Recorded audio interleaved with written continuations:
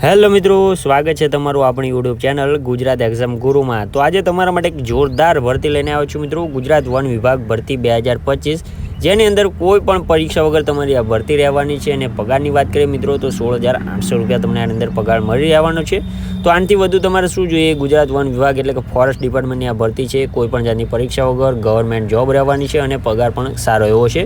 તો આ વિડીયોની અંદર આપણે સંપૂર્ણ માહિતી લઈ લેવાના છીએ કે કઈ પોસ્ટ ઉપર વેકન્સી છે, તેના માટે કેટલી વેકન્સીઓ માગેલી છે, એના માટે તમારે એજ્યુકેશન ક્વોલિફિકેશન શું રહેવાનું છે, સિલેક્શન પ્રોસેસ કઈ રીતના છે, એડ્રેસ કે કયા કયા એની સાથે ડોક્યુમેન્ટ મોકલવાના છે, તો એ સંપૂર્ણ માહિતી તમને આ વિડીયોની અંદર મળી રહેવાની છે મિત્રો। તો આવી જ ભરતીની માહિતી તમને સૌથી પહેલાં મળતી રહે તે માટે આપણા વોટ્સએપ અને ટેલિગ્રામ ગ્રુપમાં અવશ્યથી જોડાઈ જજો, જેની લિંક આપણે વિડીયોના ડિસ્ક્રિપ્શનમાં આપેલી છે। તો વધુ ટાઈમ તમારો નહીં લઉં, ફટાફટથી ચાલુ કરી દે આજનો આપણો વિડીયો। તો ફટાફટથી સૌથી પહેલાં આપણે ઓરવી લઈ લઈએ, ત્યારબાદ આપણે સ્ટેપ બાય સ્ટેપ સંપૂર્ણ માહિતી જાણી જઈશું। ઓર્ગેનાઇઝેશન એટલે કે ભરતી સંસ્થા વિશે વાત કરીએ મિત્રો તો ગુજરાત ફોરેસ્ટ આપણી ભરતી સંસ્થા રહેવાની છે। પોસ્ટની વાત કરીએ અને કેટલી વેકન્સીઓ છે નીચે ડિટેલમાં જણાવું છું। અને મોડ ઓફ એપ્લાયની વાત કરીએ તો મિત્રો તમારે ઓફલાઈન રહેવાનું છે, કોઈ પણ જાતનું ઓનલાઈન ફોર્મ ભરવાનું નથી।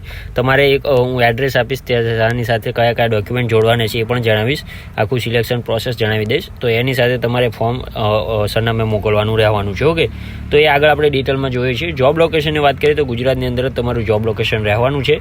અને સેલરીની વાત કરીએ મિત્રો તો 16,800 તમારી આની અંદર સેલરી મળી રહેવાની છે। ઓકે, વાત કરીએ પોસ્ટ શું છે તો સ્ટેનોગ્રાફર તરીકેની તમારી આ પોસ્ટ છે, જેની અંદર એજ્યુકેશન ક્વોલિફિકેશનની વાત કરીએ તો તમારે BA કરેલું હોવું ફરજિયાત છે, અથવા તો સ્ટેનોગ્રાફર ઇન ઇંગ્લિશ અને ગુજરાતી અંદર કરેલું હોવું ફરજિયાત છે। સેલરીની વાત કરીએ તો 16,800 તમને આની અંદર સેલરી મળી રહેવાની છે। એજ લિમિટેશનની વાત કરીએ મિત્રો તો 18 થી 40 વર્ષ તમારી આની માટે એજ લિમિટેશન આપેલી છે, અને ગવર્મેન્ટ નિયમ મુજબ પણ તમને આની અંદર છૂટછાટ મળી રહેવાના છે। વેકન્સી ડિટેલ જોઈએ મિત્રો તો એમને ઓફિશિયલ જે નોટિફિકેશન છે તેમાં કોઈ પણ જાતની એવો ઉલ્લેખ કર્યો નથી કે આટલી વેકન્સીઓ છે, માત્ર આ વેકન્સી ઉપર જગ્યાઓ ખાલી છે એવું જણાવેલ છે। ઓકે, એપ્લિકેશન ફીની વાત કરીએ મિત્રો તો general, OBC, AWS, SC, ST કોઈ પણ માટે કોઈ પણ જાતની ફી રહેવાની નથી આની માટે। ઇમ્પોર્ટન્ટ ડેટ જોઈ લે મિત્રો તો 18 નવેમ્બરના રોજ નોટિફિકેશન રિલીઝ થયું છે, અને લાસ્ટ ડેટની વાત કરીએ મિત્રો તો 25 નવેમ્બર 2025 સુધીમાં તમારે ત્યાં ફોર્મ મોકલાવાનું રહેવાનું છે। ફોર્મ કઈ રીતના મોકલશો એ પણ તમને સૌથી પહેલાં જણાવી દો। સ્પીડ પોસ્ટ જે આપણે પોસ્ટ ઓફિસ છે ત્યાંથી સ્પીડ પોસ્ટમાં રહેવાનું છે, તમે રૂબરૂ જાઓ તો નહીં લે, માત્ર સ્પીડ પોસ્ટ અરજી માધ્ય ગણાવવાની છે। તમારા ડોક્યુમેન્ટ લાસ્ટ ડેટ પહેલાં સેન્ડ કરવાના રહેશે। એડ્રેસની વાત કરીએ મિત્રો તો નાયબ વન રક્ષક શ્રીની કચેરી, જુનાગઢ વન વિભાગ, સરદાર બાગ, જુનાગઢ, પિનકોડ નંબર 362-001। ઓકે, તો આ એડ્રેસ ઉપર તમારે કયા કયા ડોક્યુમેન્ટ મોકલવાના એ પણ જણાવી આપું તમને।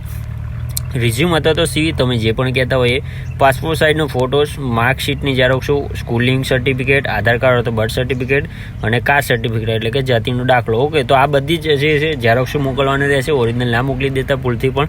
ઓકે, તો આવી જ ભરતીની અપડેટ તમને સૌથી પહેલાં મળતી રહે તે માટે આપણા વોટ્સઅપ અને ટેલિગ્રામ ગ્રુપમાં અવશ્યથી જોડાઈ જજો, જેની લિંક આપણે વિડીયોના ડિસ્ક્રિપ્શનમાં આપેલી છે। તો મળીએ નવા વિડીયોમાં નવી ભરતી સાથે, ત્યાં સુધી જય હિન્દ, જય માતાજી।